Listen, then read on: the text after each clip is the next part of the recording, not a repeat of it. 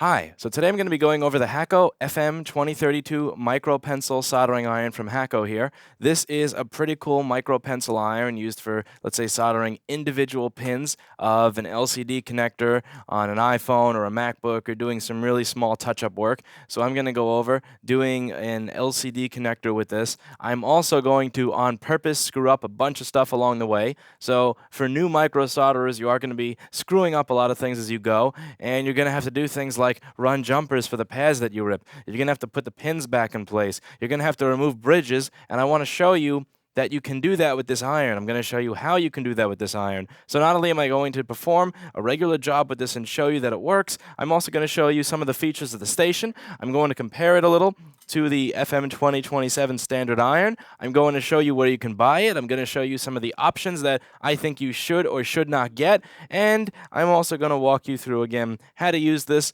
And we're going to make some mistakes with it. I want to screw some things up with this so that I could show you just how adept this little iron is at helping you to recover from a lot of the novice mistakes that I see a lot of the people make when they come to the tutoring class here. So with that, let's get on to reviewing the Hakko FM-2032 iron. So this is the iron I usually use, the Hakko FM-2027. It's fairly large, and as you can see in a lot of the jobs and the stuff that I'm working on, I'm doing silly things to get around the fact that my iron is kind of large for the task that I'm using it for. So this here is meant for working on smaller components, smaller connectors, smaller legs, smaller traces, and as you can see, it is a lot finer, it is a lot smaller than my standard Hakko. Now, this thing is about $106, $113. If you want to get it with a tip, you're looking at maybe 35 or 40 bucks a tip.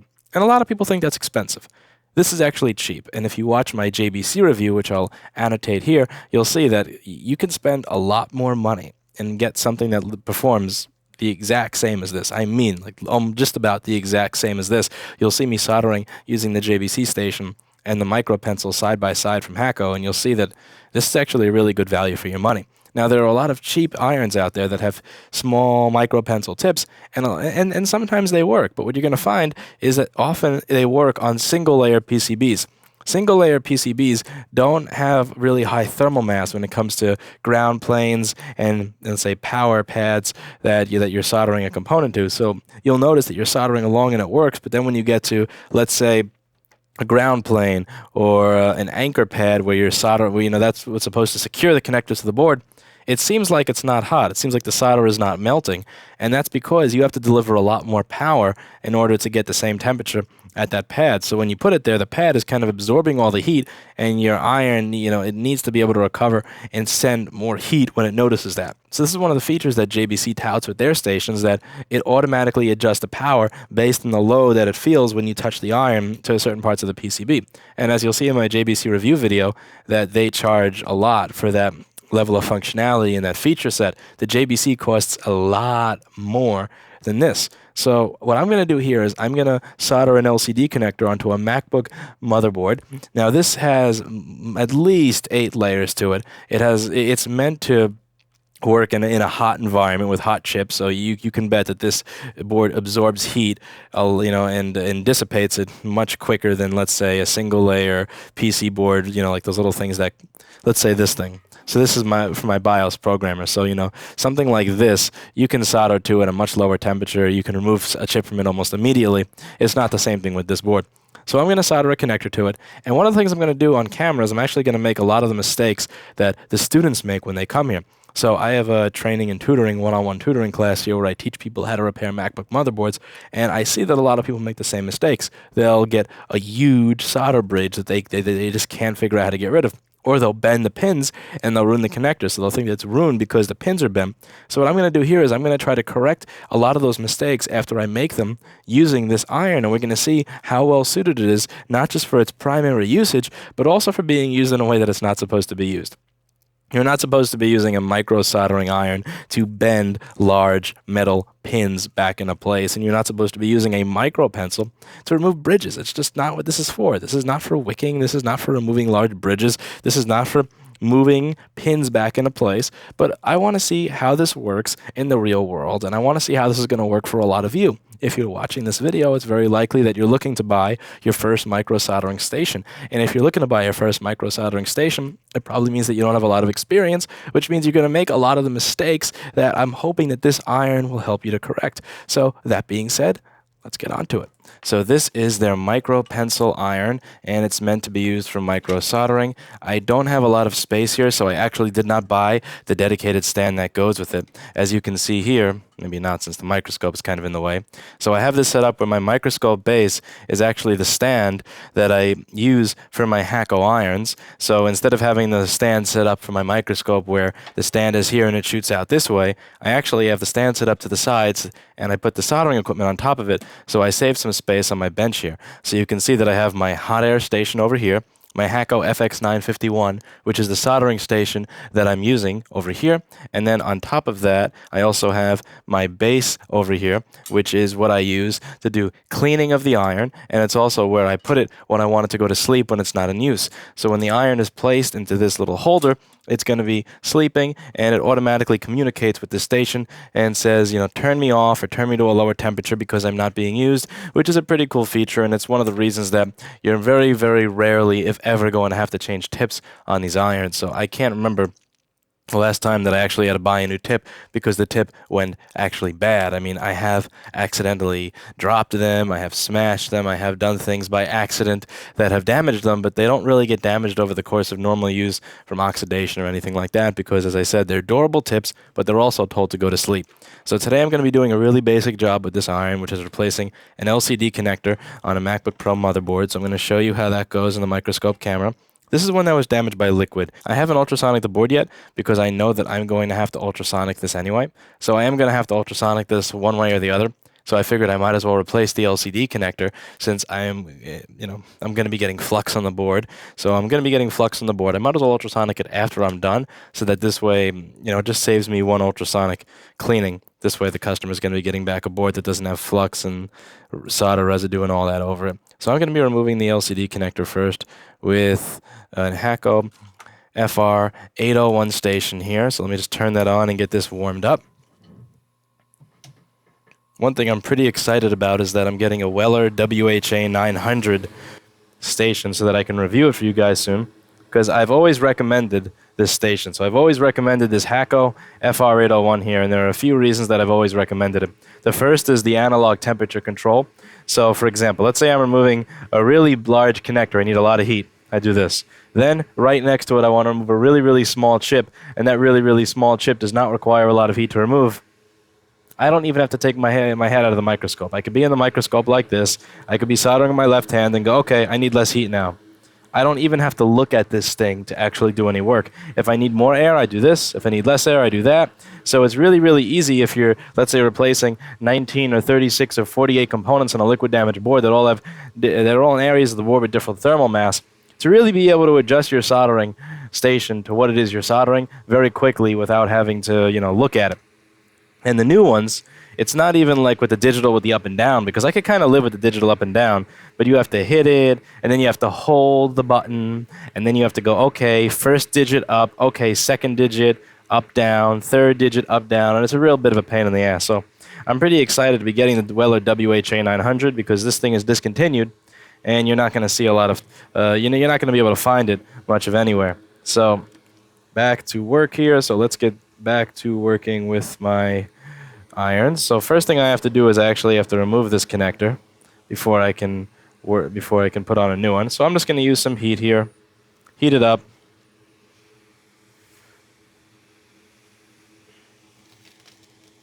Flux smells nasty.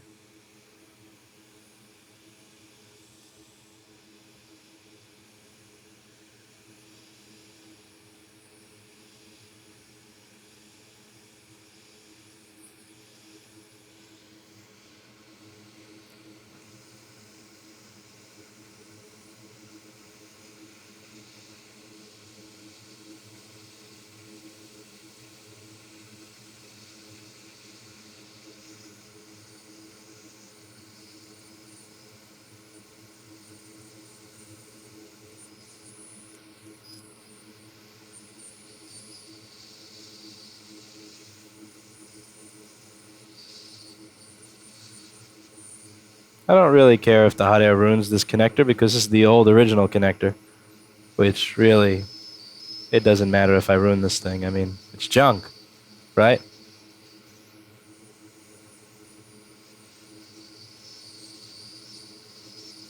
So we're just going to remove it from the board. I don't care if I melt plastic. Zinga.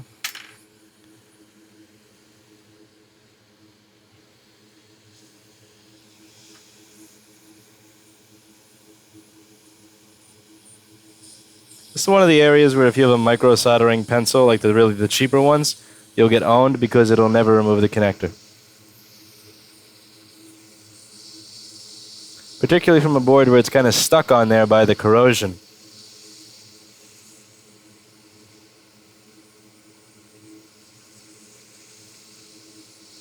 Okay.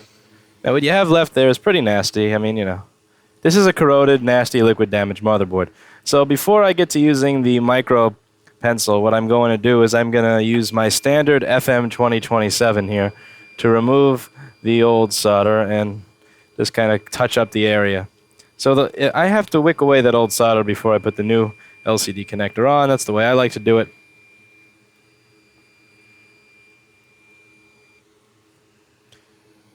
And it's easier to remove leaded solder that has not been surrounded by corrosion than to remove lead-free solder that was surrounded by corrosion.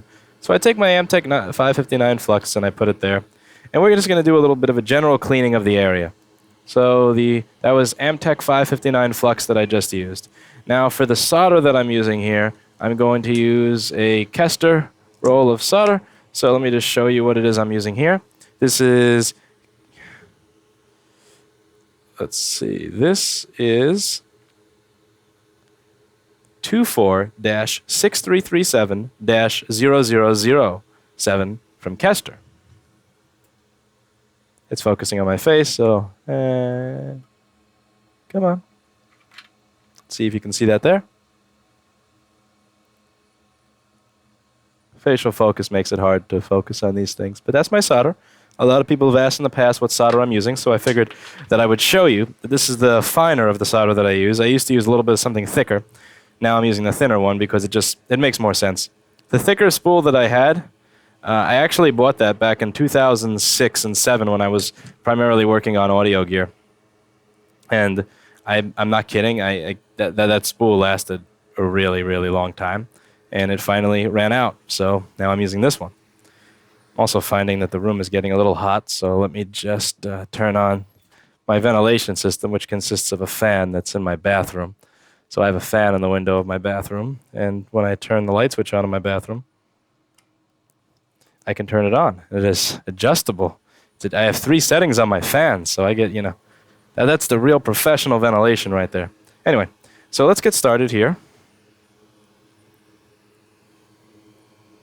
I've got some flux on there, and I'm going to add my solder.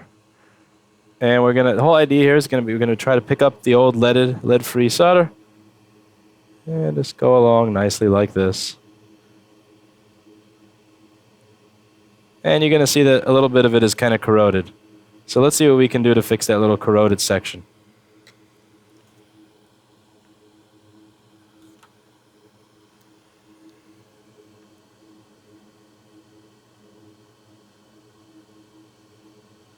We're going to try to make it so that's solderable again. Those last 3 pins are for backlight. They carry the highest voltage in the machine, which is why they're very commonly destroyed. And also, let me just, might as well, if I'm gonna make this leaded to make it easier to pick up, let's just do that to the anchor as well. And obviously, if you're experienced, you're gonna do this a lot faster. I'm just moving slowly because I'm describing everything for a YouTube video.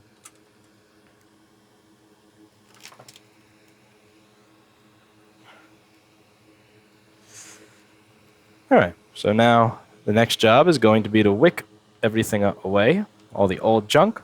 We're going to take some clean wick. Now here's the wick that I use. Again, a lot of people will ask me about the wick. If you buy that wick that just says nothing but solder wick in blue from eBay, that stuff is complete crap. It's junk. It doesn't work. This is what I use. You can buy it off of eBay or Amazon. And come on, camera, with your facial focus. Focus on this. Gotta get, no way around it. Gotta get up, face detection off. There we go. So this is what I use. It's really good stuff. It's the only wick that's worth a shit. This NEXEA50 has automatic face detection, which is really useful, but sometimes a real pain in the ass. I wish I had a pedal to turn that thing on and off.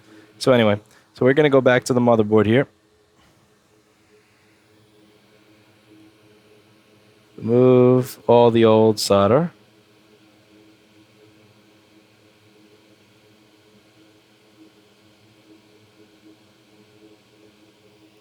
Just turn the fume extractor on one step higher. You could probably see the fumes there. I like to not notice that there are fumes. The only problem is that it makes it really, really loud, which is why I have a microphone that's really close to my face for all of these videos. See how all the fumes are getting sucked into the extractor instead of going up into me? That's the way I like it.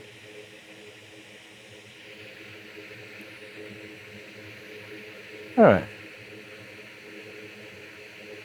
Up, down, up, down.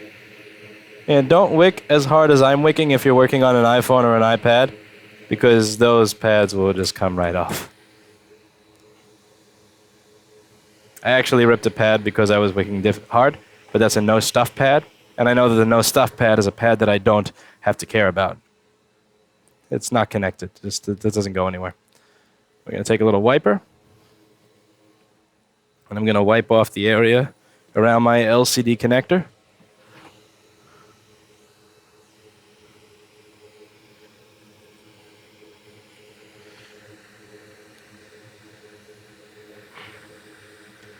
This is one of those clean room wipes. You can buy sets of these on eBay.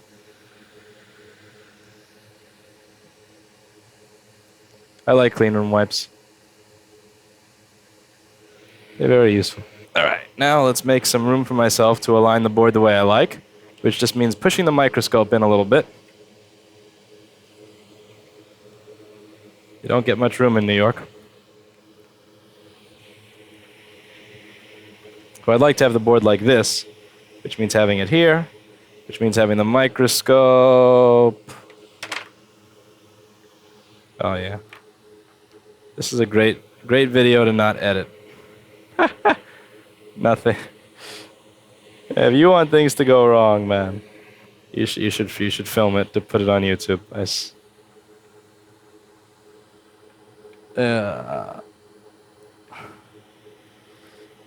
All right.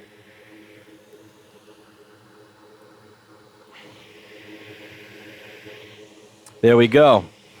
Nice and comfortably placed, and let's go from here.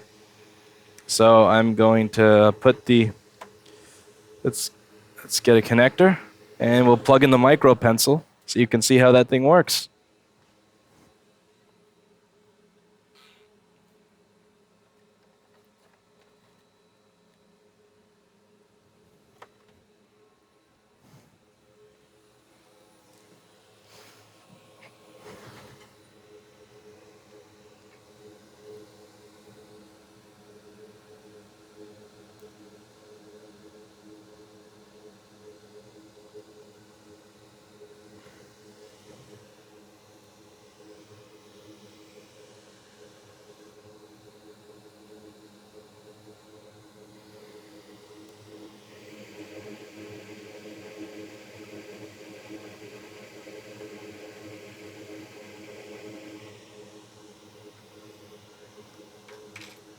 I actually almost missed a pad.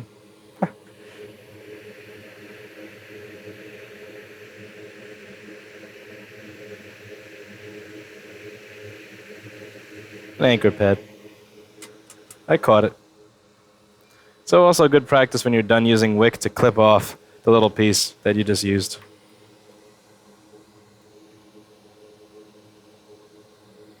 Alright, so now what I'm going to do is put the connector on there. Push it down on the board. And now I'm going to plug in the micropencil so that you can all see how that works. I'll roll up this iron and put it on my table. I don't have the dual station. I have the 951. because I never imagined that I'd really be using 2 irons back and forth. One thing that's annoying about the FX-951 is that it beeps. You can use the larger stand for this, and it's not made for it. But you can see that it's obviously not really... This is not really made for this. It's tiny. But, you know, it'll put it to sleep, and it'll stay in there safely, which is all I'm really concerned about. I just didn't feel like buying another stand for no reason. I'm cheap like that. I spend money on good gear, but I'm cheap when it comes to things that are totally unnecessary. So, what I'm going to want to do now is align the connector, push it down, and solder one of the anchor points. Make it nice and secure.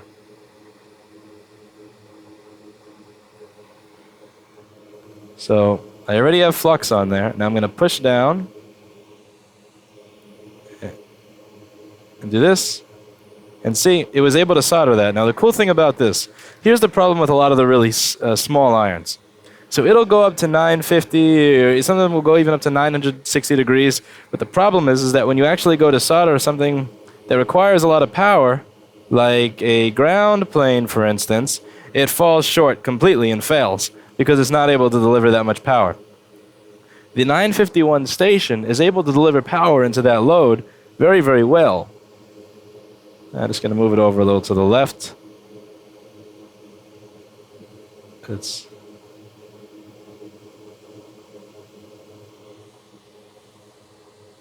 I've never been good at making anything straight. I mean, it's not my thing. Okay, now we're going to do the other anchor pin. And again, what I'm going to do is I'm putting solder on the tip, which you're not supposed to do because the flux is going to burn away. But what I'm doing is I have a bunch of flux on the board, so as soon as it makes contact, I'm good. So what I have to do here, remember, I have to hold the iron, I have to hold the connector, and I have to add solder. That's 3 hands required. But I have 2 hands, so how the hell am I supposed to do that? So what I do is I have solder. I make the compromise of having solder on the tip already, and I just put flux on the board so that by the time it gets there, it'll flow. So right over here, we are going to add some solder. This is a really funky angle to work at because you have the Ethernet set of. I think that's a transformer under there for Ethernet, small one. So let's see. Even at an angle, I'm able to flow that, which is pretty cool. Again, this is a micro iron, and that tip has the point has a higher thermal mass because it's connected to a really huge ground. And the Hakko is able to very able to fill it and solder it. Because again, these are unlike a lot of other PC boards. What makes these ones really hard to work on is that they're multi-layer and they're really good at absorbing heat. So now we're going to go just pin by pin and solder this thing on there.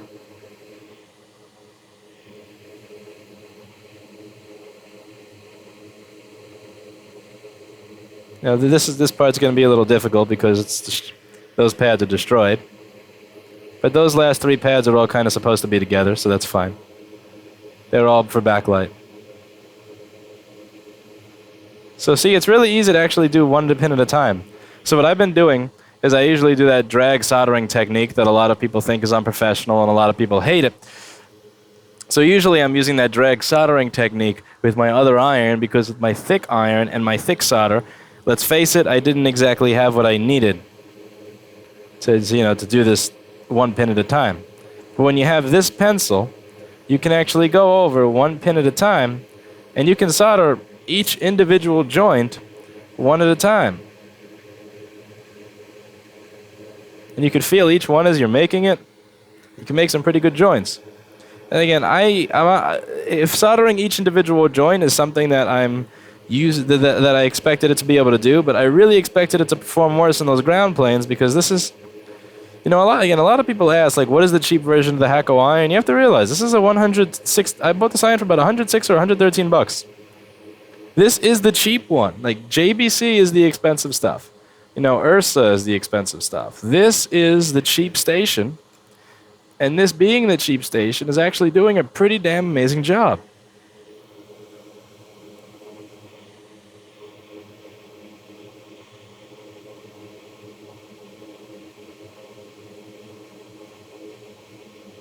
And you know, I've soldered a lot faster in the past when I wasn't doing a video with just the drag technique, but I just wanted to show you how the one pin at a time technique works.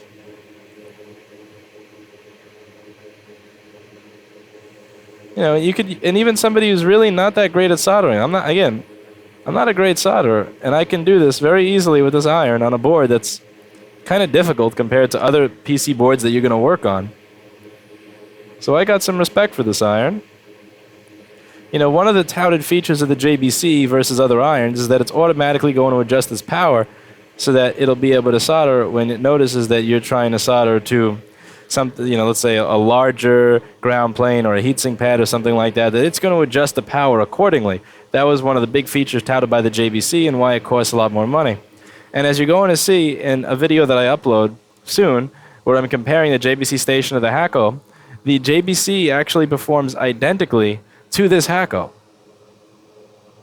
And when you look at the price of the JBC precision rework stations and the JBC precision soldering stations, and you look at the price of this is a pretty damn good value. And this is not the best iron in the world, but I gotta tell you that it's pretty good. And I got this curving one over here because see how it's gonna be hard to get in around all these chips in this little Ethernet controller here, the Ethernet transformer. Well, look at this. See, since it's bent and it's micro, I can just do this. And one of the things I also want to point out is that a lot of these, you know, there are a lot of companies, again, that make these micro irons. But the problem that you're going to notice with a lot of those micro irons is that, again, even though it gets really high, you actually try to solder with it, and it feels like the tip is cold. It feels like the tip can't melt shit. And then this thing is, you know, it just burns. Look at it. Look, see that? That's what I did just there. That was a bridge. I made a bridge by mistake. And usually with a bad iron, a bridge is a nightmare because you can't clear it. But look at that. I'm gonna take this bridge and make it humble. You see that? That's the bridge being made humble. Look, I made a mistake. Oh no, I'm gone. How many people who were trying their first connector with a crappy iron did that? How many of you tried that and damn near cried trying to get rid of it with your shitty iron? And look what this thing does. Look, that bridge is gonna get owned. See that? Look at that. This is a micro iron, but doesn't, you know, it has power when you want it to have power. Yeah, I'm just gonna keep working away at that little bridge. I haven't even grabbed wick. I really believe that I'm gonna be able to get rid of that with no wick. Just gonna drag it over.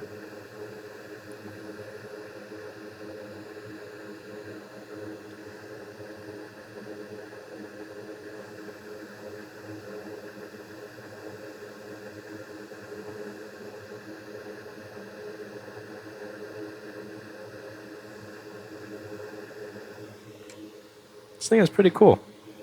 Again, I keep just cleaning it, and that's the thing I like about this golden tip cleaner.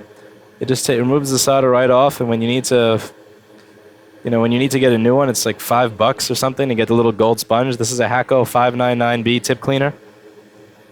Now, that thing is pretty cheap. The JBC tip cleaner that I showed in the review was really cool, but it was $310. You can actually buy this tip, this station, and you can buy the entire fucking station just about that I'm using for about the same amount of money that you can buy a JBC tip cleaner for. Right. See, just moving around. Now, I'd be able to clear this bridge much faster if I just switched over to my larger station because I have tips that are specifically made for removing bridges that are higher in power. But I'm sticking with this one particularly because I want to show you the functionality of this iron. So see what I did there? I just bent a pin. That was really bad. And I just bent another one. So let's just show you that. It's kind of fun actually screwing up on purpose so that I can show you this stuff on camera. So look, this is another thing that a lot of new people are going to do. You're going to bend the pin. Watch this. Look, see that? See what I'm going to do here? I'm going to put it right back in place. Is that not cool or what? You know how hard that is to do with a shitty soldering iron?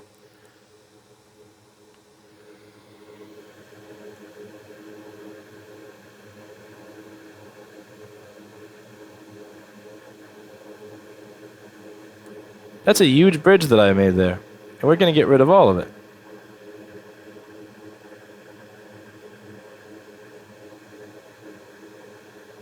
Yeah, maybe time to use some wick. It's time to call in the cavalry. Let's see how well this works with wick.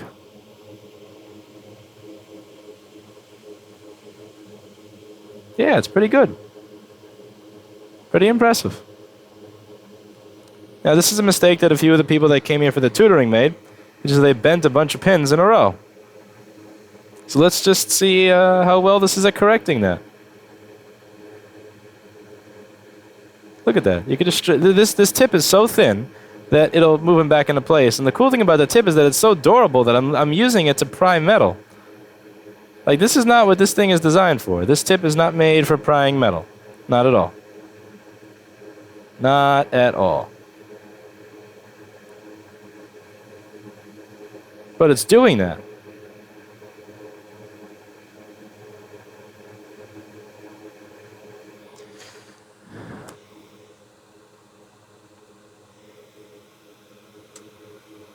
I'm just going to move some of the flux away so that I can get a little bit of a general overview of what this looks like here.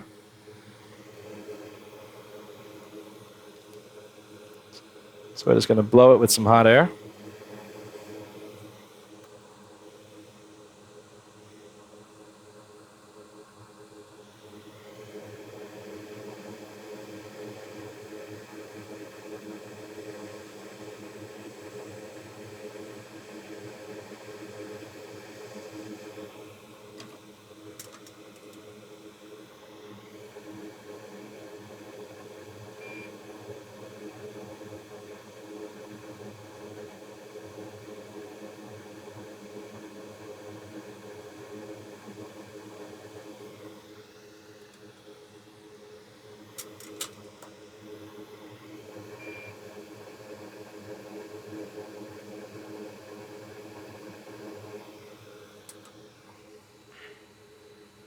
And for just for shits and giggles, let's check the backlight fuse.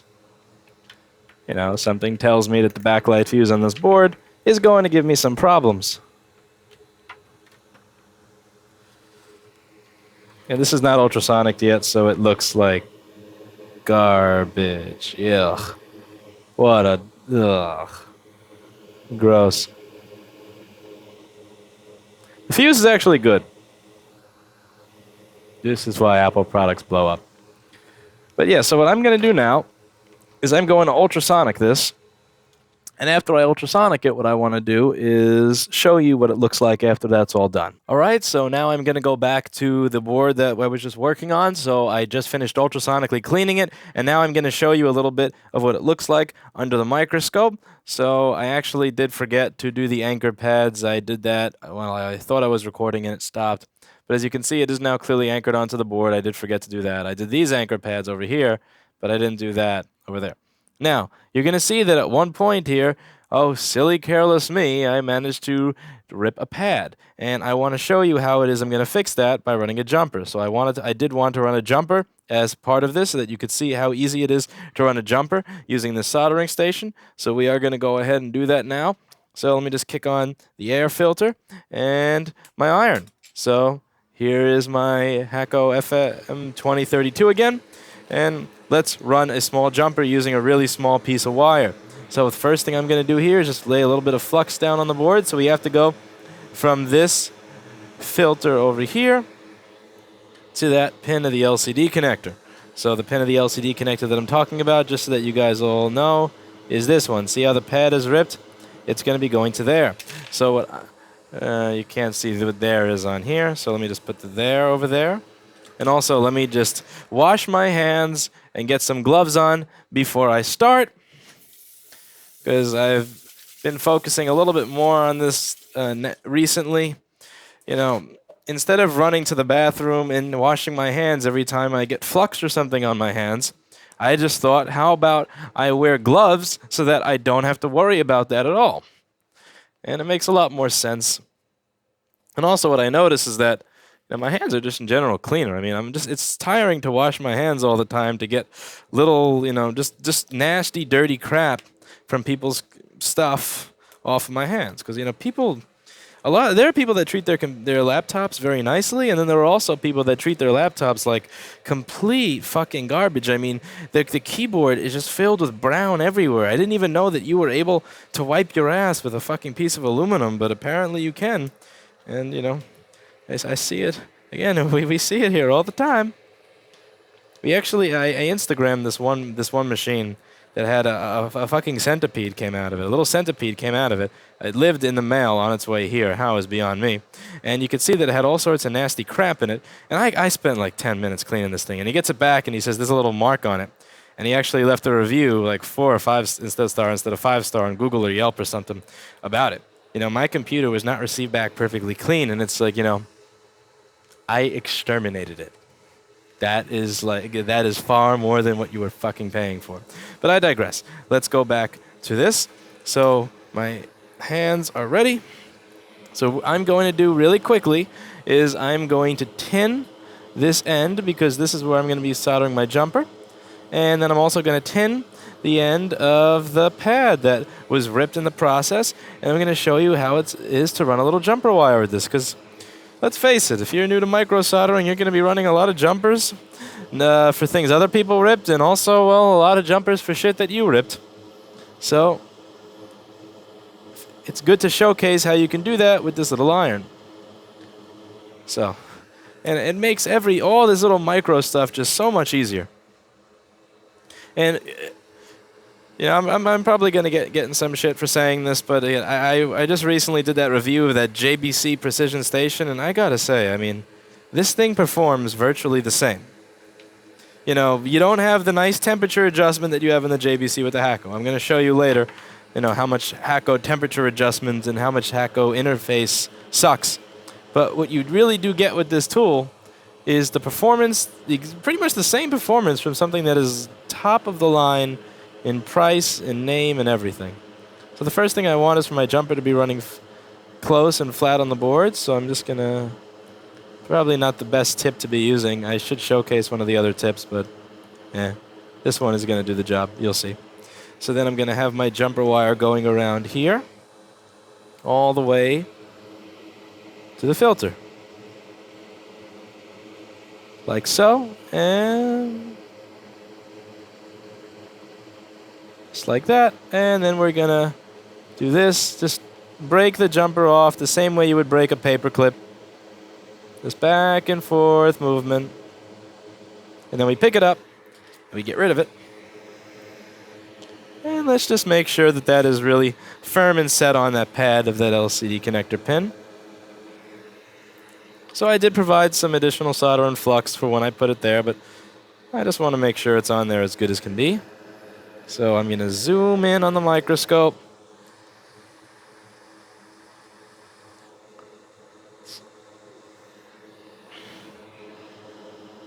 Really move the flux around so that if the solder wants to go down the wire, it flows nicely. Now hold the wire in place so that it can't really move. And then I do a little... There we go. So that's pretty much, that's touching the pad, it's touching the pin, it's touching everything. I'm satisfied that what I have there is good. So you can see, yeah, this thing, it really, you see how fast it melts everything. It's just, you have a lot of these micro pencils that they get hot. The iron gets hot, it melts solder, but then you actually go to touch it to something that's going to absorb the heat, and it just stops working. And this one doesn't do that. And it came out pretty well. So now it's going to be time to see if this thing actually works, because I could say everything I want in the world. If this doesn't turn on and give me a screen, then really what the hell is the point of me bragging about how awesome this iron is at soldering and fixing small screw-ups while soldering. So I'm going to go to turn this thing on right now, and let's see what we get.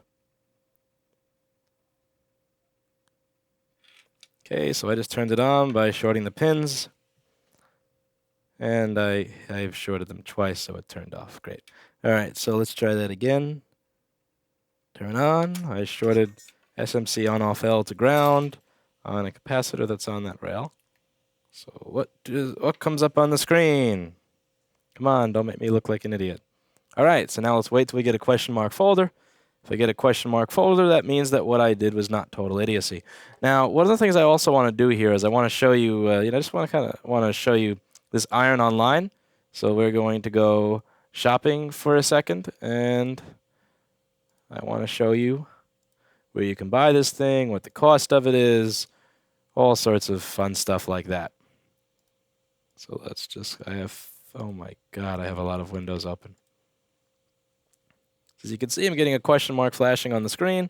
So I have picture, I have backlight, the image isn't corrupted, which means that I did my job and the FM-2032 helped me. And again, I showed you how it is you can screw up this job. I showed you virtually everything that somebody's going to do when they screw up this job, so that you can see that you can really correct a lot of annoying stuff with the FM-2032. So what I'm going to do now is I'm going to go online and we are going to search for this iron on the internet and see what we find. So let's just open up a new browser window here. Now, one of my favorite websites to go to for this type of equipment is Allspec, because Allspec has never let me down. They've never sent me stuff that doesn't work. They have never said, oh, yeah, we know we said we had that, but we actually didn't have that. One of the things I like about Allspec is everything, they show you pretty much whether they have anything in stock or not. They have a lot of items in stock, whereas a lot of other companies are drop shipping them. They have this thing here called real-time availability, where you can actually buy something and they have it. They actually stock this stuff instead of just drop shipping it and you waiting forever for it. Allspec is not always the cheapest website. They're not always the cheapest website, but they have very, very good support. If anything goes wrong with your order, they are a real company. They will actually get back to you. If you call them or you email them, you actually get what it is they advertised, and it's just, if you're going to be spending money on stuff like this, you might as well buy it from a reputable vendor. So this is the Hakko FM-2032. It is $97. And let's say you want to buy this with the holder. It'll cost you about $161. So here's what I would do. Here's what I would do in this case if you really wanted to buy this. What I would buy is the station, which is the Hakko FX-951. So let's see. So you actually can't buy the 951, and I don't think you can buy it by itself on this website. You have to buy it along with an iron. So for $250, you get the station, a holder, and the large iron. So what you're going to do is you're going to spend $250 to get the Hakko FX-951, which already comes with a large format iron. And then you're going to buy this by itself because this already has a holder. So the micro holder, I'm sure it's more meant for this iron, but really, I mean, as you can see, mine fits in here just fine. So let me just show you what this looks like. So let's go back over here. I'm going to move my microscope and some of this stuff out of the way so that you can actually see how this iron looks and how it fits in the holder. So let's just turn the camera off face detection. And let's zoom in over here. Come on, little camera. Okay, here we go. So that is my Hakko FX-951 over here. And this is my 951. And then this is my stand. So this stand over here is designed for the larger tip. This is designed for the larger iron, which I have over here. This is my FM-2027. The FM-2027 fits in there like this. Now, because I did not want to spend an extra $61, not only did I not want to spend an extra $61, I didn't want to waste extra space. As you can see, I'm a little pressed for space over here on my desk. I use this, and it fits in just fine. Like, if you're really careless, you can get it all the way down there. But even if you get the thing all the way down there, it is going to trigger this thing to do that. Every time this moves down, it triggers this to put the iron to sleep. And that's all you really need. The tip cleaner, obviously, the tip cleaner is going to be the same for any iron that you want to use. And you can just dump it in there. So that's what I'd recommend doing. And I would strongly suggest, if you're really just looking to save money and you're only going to be using one iron most of the time, just keep reuse the old one. And while I'm here, I figure I might as well just show you a little bit of how the FX-951 works and one of the downsides of it compared to the more expensive stations. So one of the downsides of this compared to the more expensive stations is the station's interface. So I'm just going to pull this over so that you can see it. Now here's the thing. Let's say I want to change the temperature. You think I'm just going to hit up or down, right? Wrong. Look, up, down, nothing's working. The key is missing. So I'm going to plug the key into the station. Why you need a key to change the temperature is beyond me. But look. This is not really what's going to do anything. So let's say I'm in normal operating mode. That's my temperature. It's going down. Now let's say once it gets to 640, let's say I want to change it and make it up or down. Watch how annoying this is going to be.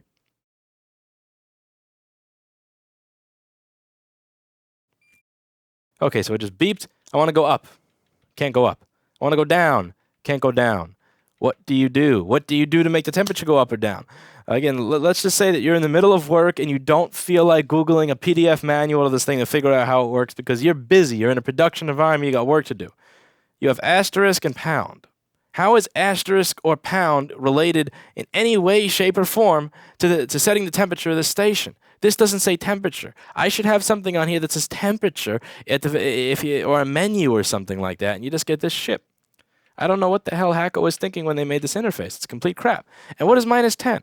What the hell is -10? It doesn't say anything next year. It doesn't say that this sets the offset of something. It doesn't say if that sets the temperature. It doesn't say if that sets sleep time. It says pound. Worthless. So with the way you set temperature on this is you hold down the asterisk. You don't press the asterisk. You hold it down, and then you set it. But you're not done. That's not it. You got to hit it again, and then move up or down over here to set your temperature, and then you move it again, and then you hit it, and it sets the temperature. That's not, in my opinion, that's not user-friendly. At the price of the station, you can't really complain about the interface much. I'm just bringing it up to give you an idea of why it is other stations cost a lot more money. So let's say I go to 850. It's not going to tell you error. It doesn't say can't go above 840. There's no way for you to know that. You're just going to think that the station is broken or something, but it won't give you an error. You have to say you can't go higher than 840. And when you do it, it works. I'm going to be honest with you. I still have not done the research yet to figure out what -10 means. And honestly, with all the things that I have to do over the course of my day, I probably never will. I don't know what that means. I don't care. I have no idea to set sleep time on this. I think it's something with turning it off and holding the keys down and going one thing to the other. It's not worth my time to figure out. The interface on this thing sucks. The interface is god-awful bullshit. Whoever came up with this is no. This is even worse than a 1980s alarm clock. Because at least with the 1980s alarm clock, it'll say, set radio, set alarm. With this, you don't get any of that. You literally get asterisk and pound, and again, how that is user intuitive is beyond me.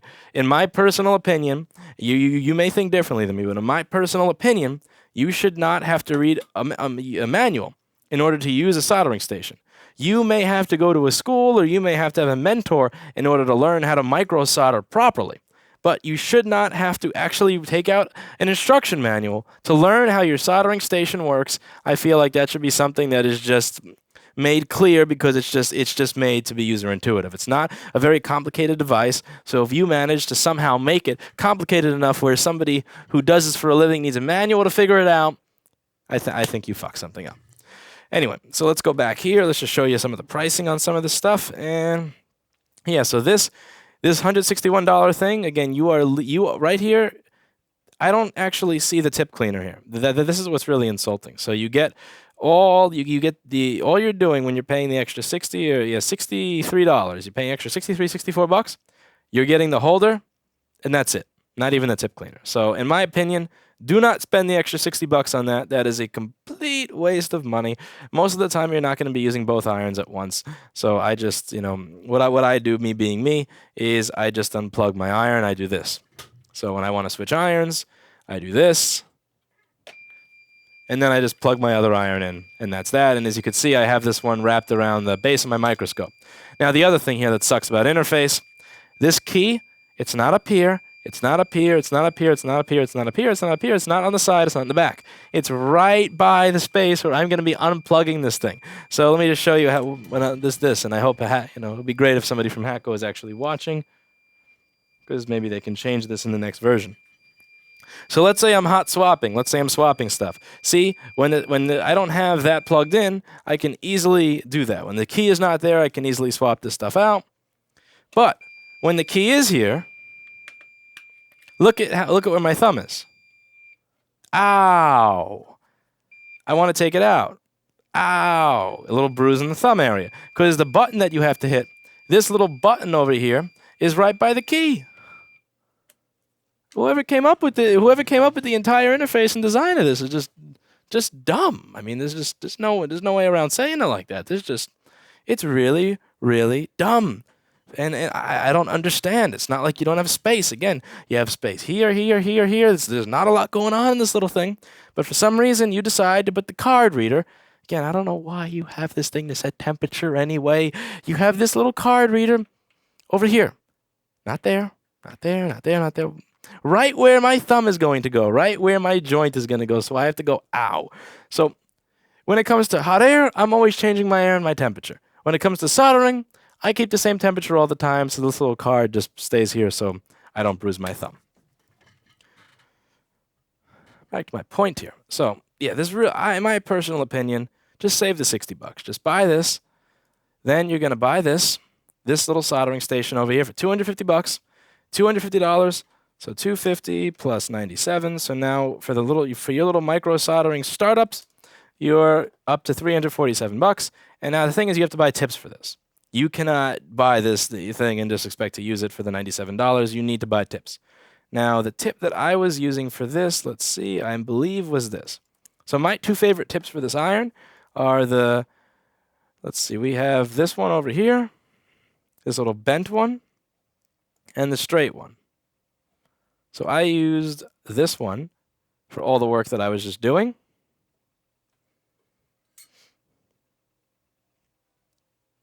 This is the T30-J, and then there's also the T30-I, which is the straight one. I haven't demonstrated this, but this one is also an excellent tip. It does a great job, and it makes my life easy. So I would just buy this with those two tips, and then you're gonna take this and add 35 plus 35, so you have two tips, and then you have a station that can handle both large soldering jobs and small soldering jobs for $417 plus shipping, which is a really cheap entry to micro soldering.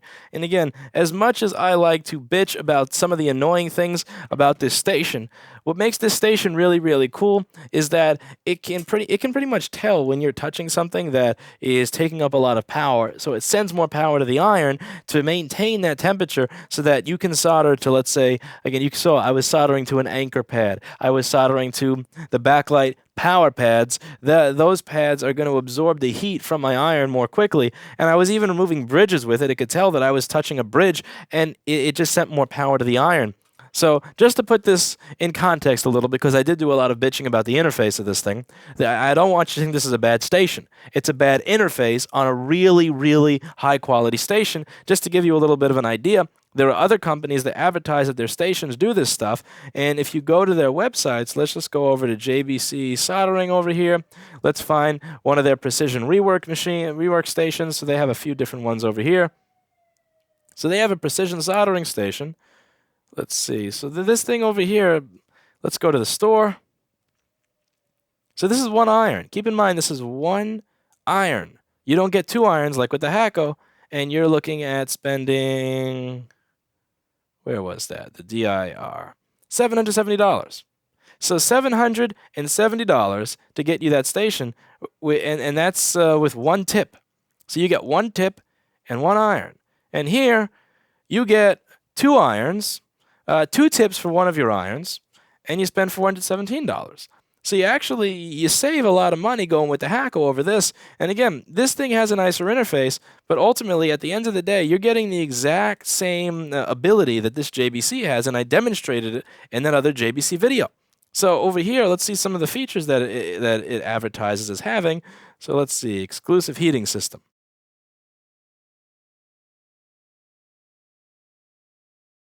Yeah, look, the fully integrated thermal sensor to the heater ensures an extremely quick thermal recovery. The innovative technology allows a reduction of temperature, and look, the whole idea here is that it recovers the system's tip temperature quickly, so the power is going to go up when it needs to go up to process, certain joints, and it's just, again, all the stuff that you're reading about here, that entire concept, in the $770 setup, you can get that in the $417 setup. And in the $417 setup, not only do you get all those features and advanced functionality of the JBC, you also get all of that with a free large iron. So you're going to get a large iron so that you can work on large stuff. You're going to get this so that you can work on your small connectors, and it really is good. It's gonna do all that stuff for you, and I recommend it. Works great for me. If you cannot fix products with this setup, it's not the device, it's not the equipment. At that point, it is you. But you owe it to yourself if you do micro soldering for a living, or you do any type of the small component rework, to try out the FM-2032 iron, because it is really cheap, It feels really good in your hand. It's reliable. It works. It's made from a company that supports the product pretty well, and it's good stuff.